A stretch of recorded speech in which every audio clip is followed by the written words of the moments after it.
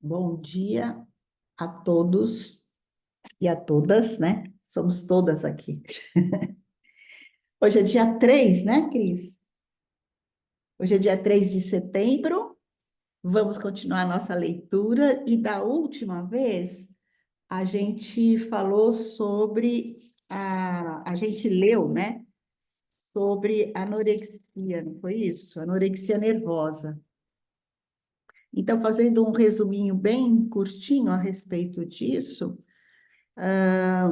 É uma doença é uma manifestação psicossomática, né? Segundo o Bernard Liebgut coloca, e aparece mais nas meninas, embora não seja exclusivo delas, né?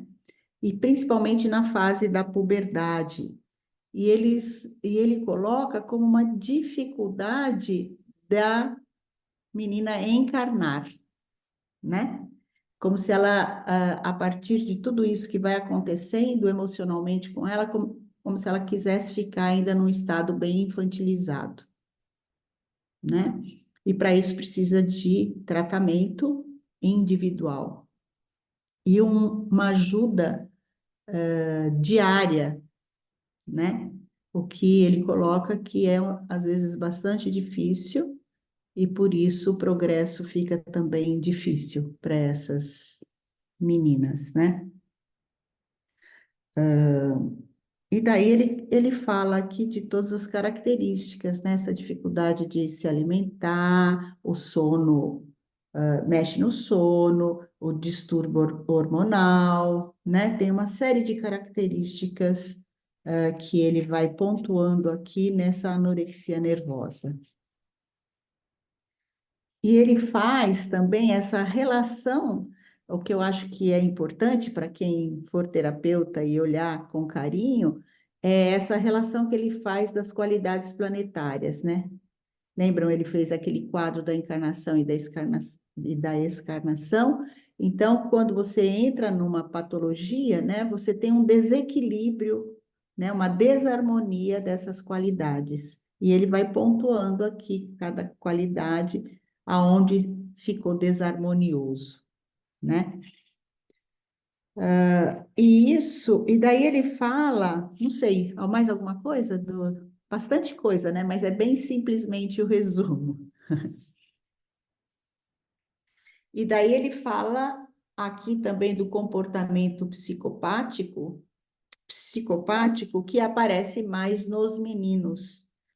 E, diferentemente, isso também pode acontecer nas meninas, né? Quando elas têm uma exacerbação desse movimento grupal de estar mais com os meninos, né? E diferentemente, do que acontece pelo menos o que eu entendi da anorexia nervosa, nos meninos, eles têm uma encarnação mais acelerada, né? Então, eles são mais viris, né? Têm esse corpo físico mais forte, são mais agressivos, gostam de viver em grupo, tem pouca individualidade desenvolvida, né? Ficam mais nesse aspecto grupal mesmo. E tem sempre esse buraco interno, né? Esse tédio. Então, eles vão se apoiar realmente nos gurus, nos grupos, e isso é extremamente perigoso. Isso vai desde um grupo de meninos que tem essa sexualidade exacerbada, essa virilidade, essa agressividade, e podendo chegar até aquilo que a gente vê hoje em dia também dos grupos terroristas e chegar a extremos, né? E também ele faz essa analogia entre aquilo que está desequilibrado nas qualidades dos planetas, né? Na subida e na descida, que vale a pena um belo estudo aprofundado aí. Então, de uma forma bem simples, foi o que mais ou menos a gente leu lá. Se vocês tiverem alguma coisa, senão continuamos. No meu livro é a página 209. Acho que o meu é 219, não sei. 218 também. Depende, Tá. né, aí da edição. Acho que começamos com a adicção, né? Hã? É, Não, um pouquinho antes, nós não ah, terminamos. entendi. É no primeiro, segundo, terceiro. Vamos começar o quarto parágrafo da 218. Certo. Tá, eu vou começar um parágrafo acima. O que foi dito acima é a descrição do comportamento psicopático do ponto de vista do desenvolvimento individual. Existem outras descrições dos pontos de vista sociológico e pedagógico. O que deve ser ressaltado é que esse comportamento, diferente dos padrões, é causado por uma negligência emocional e material devido a famílias desagregadas, desemprego e etc. Na maioria dos casos, pode-se de fato reconhecer alguns desses fatores, mas seriam eles a causa real? Como é que, para cada jovem com extremo comportamento divergente, existem centenas de outros com os mesmos fatores negativos em suas anamneses, mas que não apresentaram comportamento psicopático? Além do mais, o comportamento divergente extremo é encontrado também em jovens que tiveram condições mais favoráveis, tanto em termos sociais quanto pedagógicos. Além dos fatores externos, sempre existe um fator interno que desencadeia a reação. Aqueles que têm de educar esses jovens, meninos ou meninas, em instituições ligadas ao desenvolvimento da criança, também ressaltam esses fatores internos. Antes de mais nada, entretanto, vale a pena sublinhar que, sob o rótulo de desajustados, existem pássaros de plumagens diferentes. Uma parte apresenta distúrbios neuróticos moderados, definidos como crianças com disfunção cerebral mínima. Acho que esse termo nem é mais usado atualmente, né? Mas teve uma época que todo mundo era DCM, né? Estes não conseguem manter seu ambiente organizado e entram constantemente em pânico, uma vez que seu instrumento corporal, o sistema nervoso central, está lesado. Em segundo lugar, os ditos desajustados diferem daqueles que formam gangues, descritos anteriormente, no fato de não terem sido capazes de relacionar-se com a vida e acabam em instituições para menores, onde gradualmente são considerados incorrigíveis em termos educacionais, enquanto o primeiro grupo tem pelo menos uma formação primária e, em alguns casos, o segundo grau completo. Seus problemas começam logo após a puberdade, com a necessidade de alcançar a maturidade. A essa maturidade, neste século XX, numa sociedade que luta com a transição da cultura da alma intelectual para a alma da consciência, eles não conseguem adaptar-se. Com essa fragilidade, tem de saltar o processo de tornar-se adulto, o processo da maturidade terrena, escapando a uma pseudo-maturidade, como já foi descrito. Esse é um problema particularmente dos meninos, talvez porque para as meninas a prostituição constitua um escape que encobre o medo de empreender a laboriosa jornada da maturidade. Todos esses fenômenos apresentam-se, nas últimas décadas, relacionados com o problema das drogas e o fenômeno associado ao vício. Este é o próximo tema a ser abordado. Um diagnóstico diferencial dos distúrbios descritos é da maior importância para a terapia medicamentosa, bem como para a euritmia curativa, duas terapias que formam a base para novas medidas socioterapêuticas.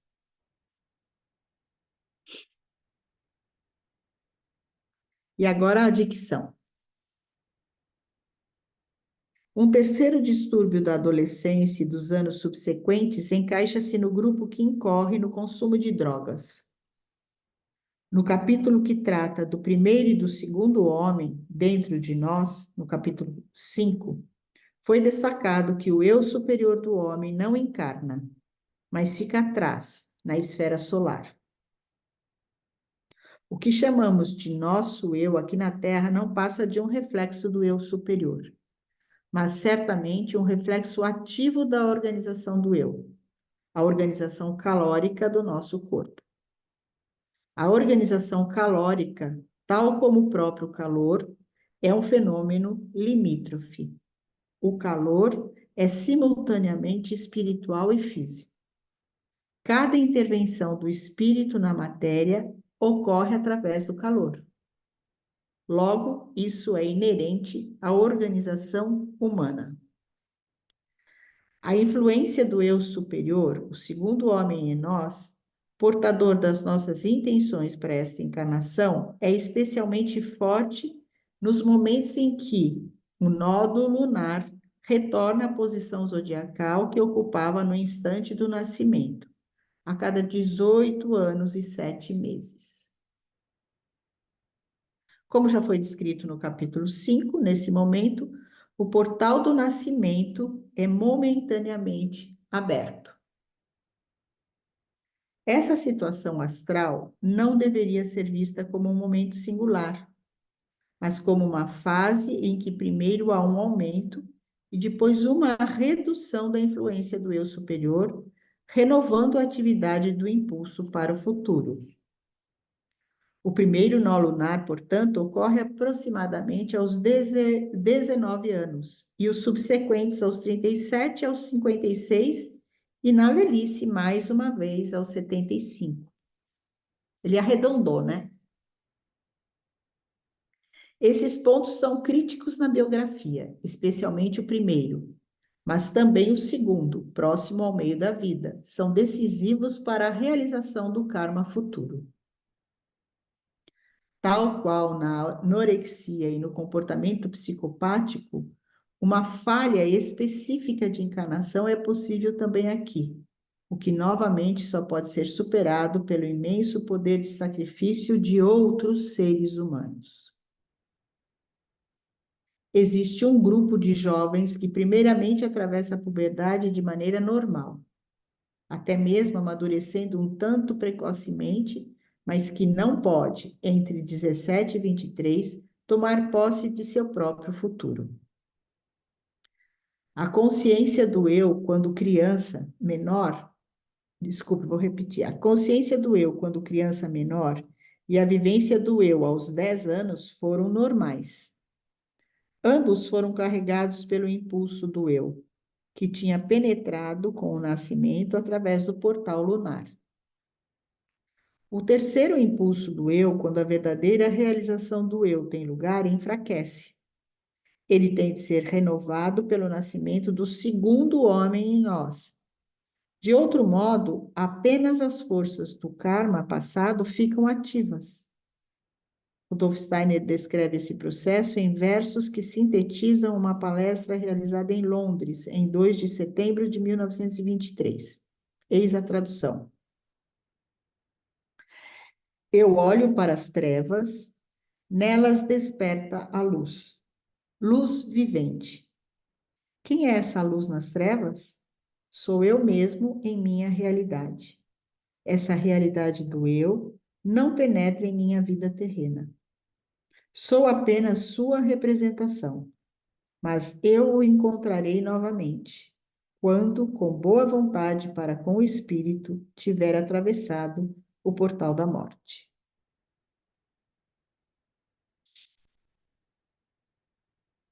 De particular importância são as palavras com boa vontade para com o espírito. Pode-se ter a impressão de que essa boa vontade para com o espírito é sempre uma condição central para o aparecimento do segundo homem, nos nodos lunares. Qualquer incerteza na ativação desse segundo homem, na intenção de encontrá-lo, e a vida perde o significado, anulando o sentido do futuro.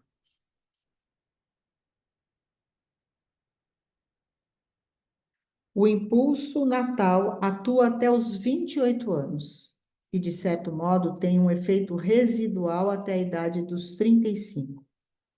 Mas, nessa fase, os recursos trazidos a esta vida já foram plenamente explorados.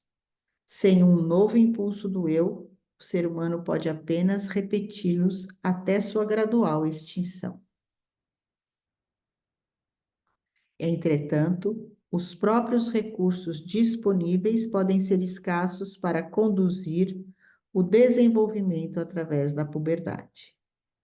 Pode ocorrer, então, a busca de um suporte externo, por exemplo, no álcool, na maconha, nas anfetaminas e, finalmente, na heroína.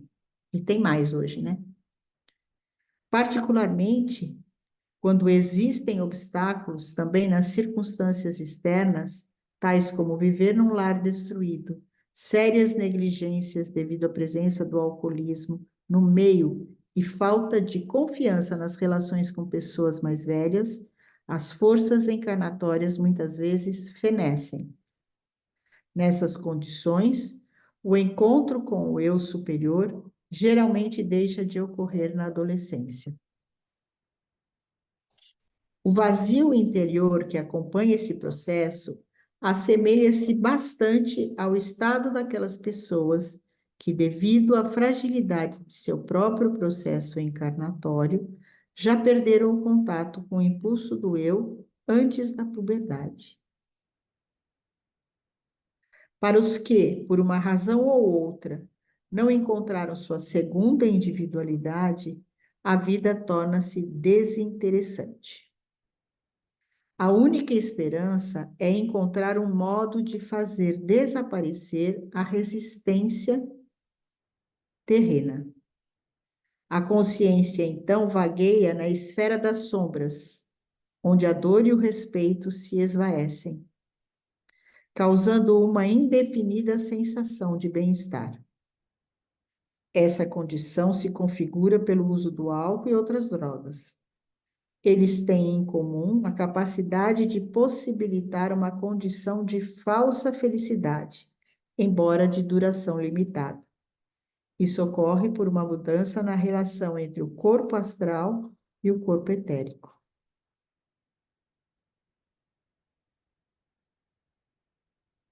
Ana?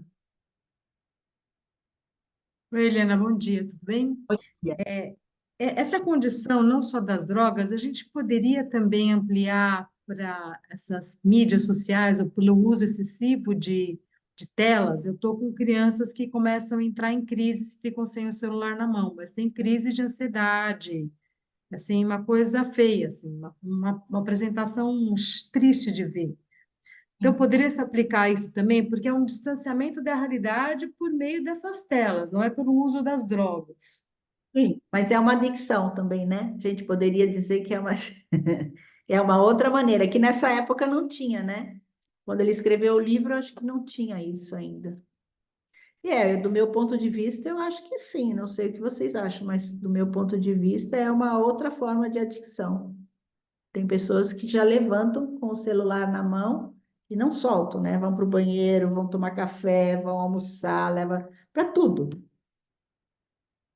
né? Mas Eu as acho. crianças estão tendo crises mesmo, assim, de Nossa, chorar, de tremer, dá desespero se a mãe tira o celular das mãos. então é É isso. como se fosse um resquício de uma droga mesmo. Sabe quando você fica sem a droga, que você tem aqueles efeitos físicos no corpo? Está Sim, acontecendo isso. né? Não é É sério. tipo crise de abstinência, né? Né? Eu acho que eu acho que acho que todo mundo um pouco, não sei todo mundo, mas eu sinto isso às vezes, né? Porque assim, o celular é o relógio, o celular é o banco, o celular é o dinheiro, o celular é o documento. Um dia desse eu esqueci minha bolsa em casa. Eu moro a 1 hora da cidade, então, eita, e agora? Eu não tenho documento, não tem nada. Eu digo, não, eu tenho tudo aqui, porque eu tenho celular, eu tenho carteira de motorista, eu tenho documento do carro, tenho tudo no celular, né? Então, a bolsa eu posso até perder, mas se eu perder o celular, eu realmente vou ficar, assim, perdida, né, um pouco. Tem um filme, eu não lembro agora o nome, mas é bem interessante. É como que há um bug aí, uma guerra cibernética, e as pessoas perdem a internet e qualquer conexão. E aí, assim, alguns carros são dirigidos como se fosse no futuro, né? Por IA, né? E aí tem um imenso engarrafamento e os carros não saem do lugar porque não tem internet. Né? E aí as vias não funcionam, as pessoas não se comunicam, para tudo, as pessoas ficam em pânico, né? Então, assim, é um exercício, às vezes, a gente ficar sem o celular um tempo. E a gente pensa que viveu há tanto tempo, né? A maior parte da vida da gente sem ter esses equipamentos. E atualmente, eu acho que precisa realmente de uma consciência grande para a gente entender, porque, de fato, até para pagar o flanelinha, você paga com Pix, né?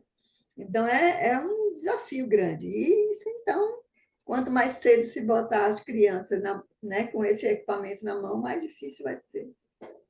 É perfeitamente compreensível esse tipo de pane, né? De pânico. É, sério. Vamos Mas lá. eu acho que é um pouquinho diferente, Maria. Eu acho que a criança ela tem uma crise de ansiedade. Você não vai ter uma crise de ansiedade porque está sem dinheiro, está sem o celular. Você vai dar um jeito para resolver esse problema que momentaneamente pode acontecer. Mas com a criança, não, ela fica em desespero mesmo. Ela entra numa ansiedade e chora como se o mundo tivesse acabado. Então, é bem parecido com uma crise mesmo de adicção, de abstinência. Mas Porque ai, desculpem. eu acho, E eu leio. peraí. E eu tive essa semana passada a minha primeira experiência com inteligência artificial. Reagi muito antes de mexer com isso. E o grande barato da inteligência artificial é como você vai lidar com isso, né? Então, a questão do celular, tudo isso que a gente está falando aqui é sempre como a gente vai lidar com essas novas tecnologias, como a gente vai explicar para essas crianças o uso dessas tecnologias. Porque o que a gente vê hoje é o pai se livrando da criança e enfiando um troço na mão dele. E aí não tem um movimento, né, de educação, de uso daquela tecnologia. E aí a criança usa do jeito que ela entende que vai usar. Sim, porque os pais já estão adictos a isso. É isso. Os pais já estão adictos, né?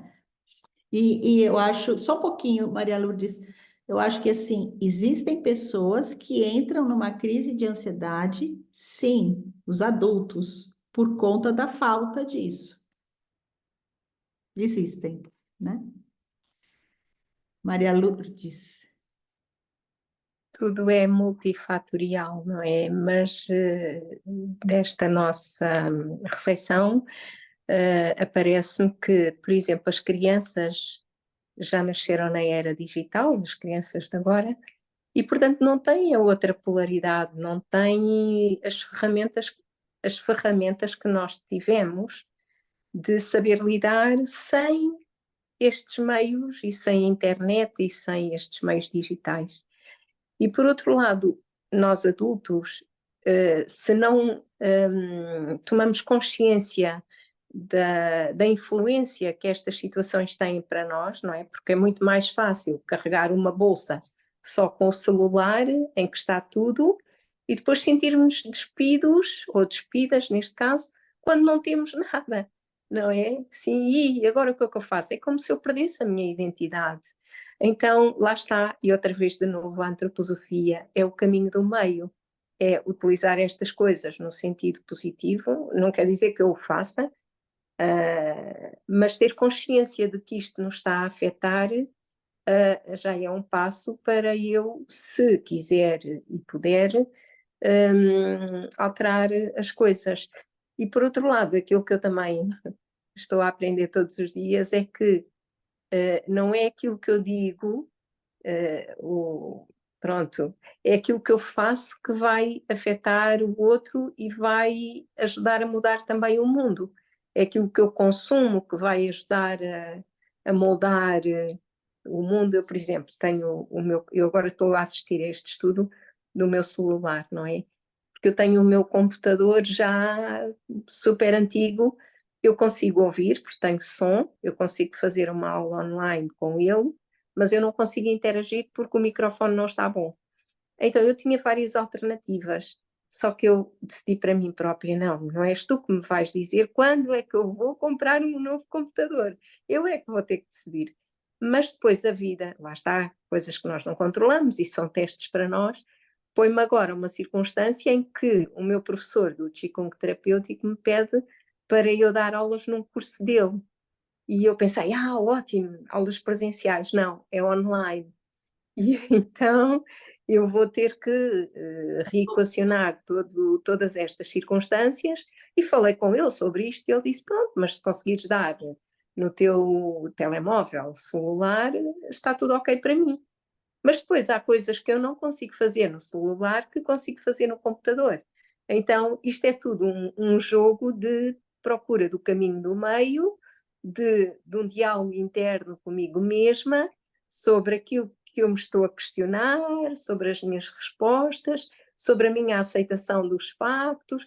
É super complicado, é multifatorial e é um Sim. desafio todos os dias.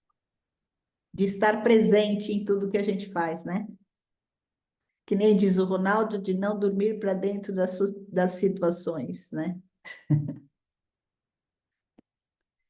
Bom, E também é uma situação que a gente não tem mais como escapar. Então, a gente vai ter que aprender a lidar com ela, porque o mundo está se transformando nisso, não tem jeito, né? Então, eu resisti muito, gente, mas eu fiquei encantada com o bichinho da IA. É bem legal, mas você tem que saber como usar, como fazer, usar ele a seu favor, né? sim, assim como a gente está usando aqui o nosso, sem dúvida. Muito bem, vamos. Temos tempo ainda, Cris? Sim, mais um pouquinho, né? Então, o corpo astral penetra no reino luciférico da arrogância, da falsa paz, do pretenso estado de graça. O corpo etérico não é mais impulsionado pelo corpo astral e liga-se mais intensamente ao corpo físico, o que leva a alterações funcionais. Estas são vivenciadas como consequência da reação do corpo astral, que é afinal o portador da consciência. Essa experiência dos efeitos dá o motivo para buscar uma nova excarnação do corpo astral, o que resulta em um agravamento do distúrbio do corpo etérico. Esse é o mecanismo causador da drogadicção. Toda substância usada pelo drogado conduz a um suicídio lento, mas a heroína apressa o suicídio. Aos moderados consumidores do álcool ou das drogas, isso pode soar como exagero. Eles pensam ter pleno controle e que podem parar a qualquer hora. Mas até que resolvam parar, os danos causados serão muito maiores do que se pensou. Esse prejuízo ocorre, por um lado, na vida da esfera físico-etérica e, por outro lado, na impossibilidade do eu superior dar direção à vida. Quando o corpo astral se liberta da organização físico-etérica, o eu perde o ponto de contato a partir do qual pode manifestar-se nas almas da sensação, do intelecto e da consciência. É como se o eu superior fosse lançado de volta e, com ele, a possibilidade de um futuro individual pleno de significado. Toda substância entorpecente destrói no ser humano parte do potencial que dá sentido à sua encarnação.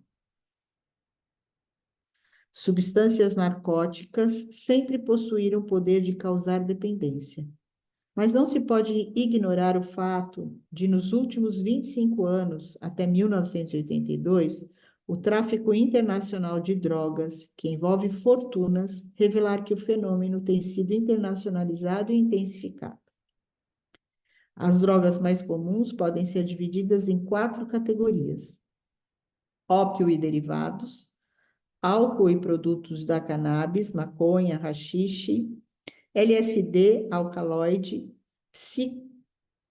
psilocibine, não sei se é assim que se lê, cogumelo, e mescalina, cacto, cocaína e anfetaminas, pílulas estimulantes.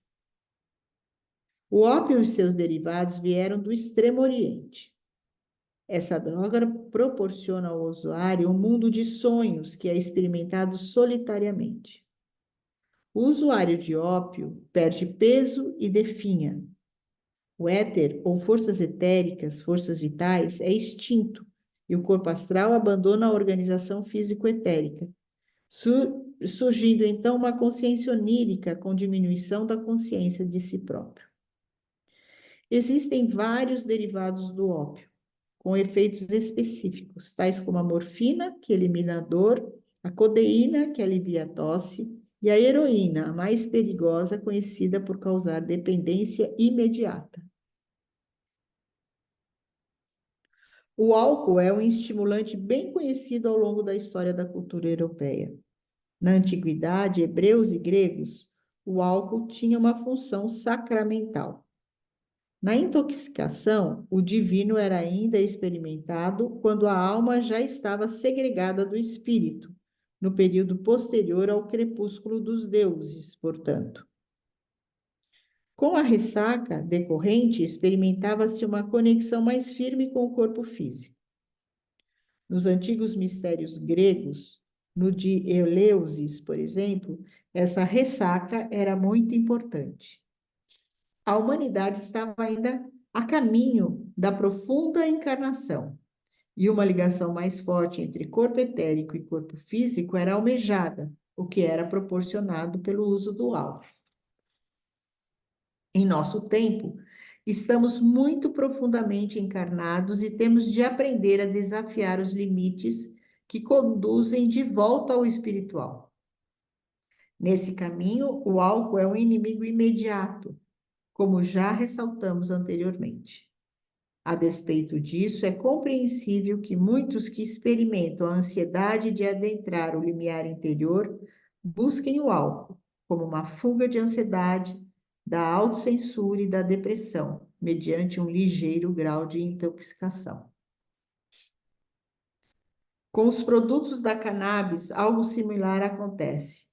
Consumidas como haxixe ou marijuana, maconha, essas substâncias causam um estado de intoxicação no qual as impressões sensoriais são intensificadas, provocando um estado conhecido como viagem, entre aspas.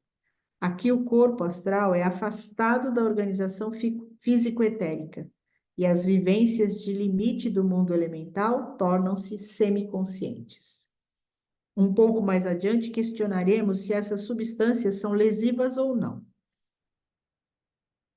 Agora, o LSD, substância sintética baseada num alcaloide do fungo. A mescalina, obtida de um cacto mexicano. E a psilocibina, obtida do cogumelo, pertencem à categoria dos alucinógenos. Eles provocam um estado de êxtase e as alucinações ocorrem. Vivenciadas no que parece ser um estado de alerta, as sensações podem ser relatadas posteriormente. O LSD foi particularmente usado há algumas décadas na investigação de fenômenos psíquicos ocultos. A mescalina e a psilocibina são bem conhecidas devido às descrições de muitos pesquisadores ocidentais. Elas foram bastante usadas por índios mexicanos para atingir uma expansão de consciência e tiveram uma função sagrada. Nós conhecemos mais sobre o LSD, parcialmente por ele ter sido usado por um tempo no tratamento da neurose, na expectativa de que a alucinação por LSD revelasse mais sobre o inconsciente do que a análise de sonhos poderia fazer. Esse tipo de tratamento é raramente usado hoje. A vivência do LSD ilustra o cruzamento do limiar exterior, mas sem a necessária preparação. Isso quer dizer que não há previsão quanto à região do mundo elemental que o usuário atingirá. Boas e más viagens podem ocorrer, sem que o usuário tenha muito controle disso. Tudo o que foi dito sobre o caminho ao mundo elemental aplica-se aqui. Veja o capítulo 3. A entrada nesse mundo é experimentada na psique. Cores, formas, imagens sucessivas, boas ou aterrorizantes, mas 100 vezes mais intensas do que as impressões sensoriais comuns. Isso é típico da entrada no mundo elemental. A cocaína ocupa uma posição especial. Ela provoca uma incrementação anormal aparente de consciência e intensificação de todas as observações. Inúmeras opiniões científicas contraditórias têm sido emitidas a respeito da nocividade do álcool e das drogas. A experiência de minha prática pessoal é esta. Com relação ao vício em seus estágios iniciais, isto é, vícios resultantes da própria biografia, o fracasso ao procurar uma perspectiva e confiança no futuro, ou seja, encontrar o eu superior, vem primeiro, e só depois ocorre a fuga para a intoxicação. Fumar maconha ou usar LSD pode, então, reforçar a falência do eu. Conheço 2 recentes casos de jovens que entraram em um surto psicótico agudo e prolongado, seguido ao uso do LSD. Além do mais, Helena, posso só fazer um parênteses? Eu uma vez assisti uma palestra, um neurologista falando sobre o uso da maconha. Ele mostrou vários estudos dizendo assim, a preocupação que ele tem com o futuro, porque os jovens falam que isso não tem um efeito tão nocivo, mas os estudos dele, né, e de outras pessoas mostraram que aquelas doenças latentes, patologias latentes, como uma psicopatia, por exemplo, né, uma esquizofrenia, elas ficam adormecidas, mas com o uso da maconha, elas vêm à tona. Então, aquilo que poderia não se manifestar nessa vida, se manifesta em função de uma simples maconha. E ele falou assim, que a gente não tem noção, todo mundo fala assim, não acontece nada, é uma simples maconha, que é um relato dos jovens, né? E que não é, não. Isso que é extremamente perigoso. Então, ele fala que a gente vai ter muitos casos de psicopatia para o futuro, né, que poderiam não acontecer, que a pessoa poderia passar batido, em função do uso da maconha, de uma simples maconha, como o pessoal fala. sim. Eu acho interessante, assim, eu tenho um caso na família de uma cunhada que usava diariamente, né? Agora, sim, ela tinha desde adolescente uma depressão, assim, e aí ela usava a maconha. E, assim, ela teve 2 aneurismas. No segundo, ela veio a falecer com menos de 50 anos. Mas, assim, até o psicanalista, aliás, o psiquiatra dela, achava que era bom. Era uma forma dela conseguir passar, apesar de tomar medicamentos e tal, ela conseguir passar por esses processos aí com o uso da maconha. E é interessante que meu sobrinho, o filho dela, era filho único, ele desde cedo usava maconha, né? E até hoje ele tem, acho que tem 50 anos, mais ou menos. E assim, tem uma vida bem tranquila. Ele é, inclusive, do Itamaraty, né? Diplomata e tal. E ele usa o tempo todo maconha, né? Eu não sei até que ponto isso provoca ou não provoca. Então, assim, ele não bebe, não tem outras. Tem família, ele tem uma vida bem organizada, mas usa diariamente, praticamente, né? Então, eu não sei. Eu, na adolescência, já usei, mas achava que eu perdi um pouco a consciência, isso não era uma coisa que me interessava, então não dei continuidade, nunca me interessei, nunca comprei, nunca. Era assim, uma festa, oferecer para poder você ver o que é que você sentia, mas eu nunca me interessei. Eu acho que isso tem muito a ver com a história de vida também, né? Hoje em dia se usa como um tratamento, né? O Aham. cannabis, né? É E que o que canabidiol é outra parte, né? Aham. A gente usa o canabidiol é um excelente medicamento. Mas o que eu questiono às vezes é, será que você precisa saber, você não vai saber o seu estado, você não sabe o que que você tem adormecido na sua mente, né? É um risco. Então, talvez, Maria, com sua família tudo bem, mas com outros jovens não, né? Então, é uma coisa de se ficar alerta, né, nesse sentido, né? Sim. A gente não sabe o que está lá dentro, né? Então, eu acho que depende muito mesmo. Abrir a caixinha de Pandora, né? Tem a ver com karma mesmo. E realmente os estudos que tem com relação à maconha, não com as outras drogas aqui, os estudos farmacológicos eles são muito contraditórios. E eu acho que isso fecha também com essa questão aí que vocês estavam colocando, da individualidade. Cada corpo é um corpo, cada indivíduo tem uma história pregressa, uma história, né, de outras encarnações, e a gente não sabe como isso vai mexer lá dentro. Mas eu vejo essas contradições muito com a relação à maconha. O canabidiol não, porque o canabidiol é sintético, então ele tira uma partezinha e usa os efeitos farmacológicos, né? Mas, inclusive, para determinadas doenças, os médicos estão realmente indicando a maconha, não o canabidiol. Para determinadas patologias muito avançadas, dores muito grandes, então eles estão indicando mesmo o fumo da maconha. Algum corrente. Tudo são correntes, né, na medicina, então a gente tem que ver o que é melhor para a gente. E outra coisa que eles falam é que as pessoas têm áreas no cérebro, né? Então, a dependência está relacionada a uma área do cérebro. Então, se a pessoa tem uma condição não favorável organicamente cerebral, ela é favorável a ficar dependente de qualquer coisa, né? Ou jogo, ou droga, entendeu? Qualquer coisa assim. Mas é uma polêmica e é preocupante, né? Minha preocupação em relação aos jovens com tudo que está acontecendo hoje, né? E quando ele traz isso, que é essa transição para se despertar da alma da consciência, e tudo isso acontecendo ao mesmo tempo, né? Tem estrutura, né? Eles não têm ainda uma estrutura formada, né? Para a decisão mesmo. Muito bem. Paramos por aqui?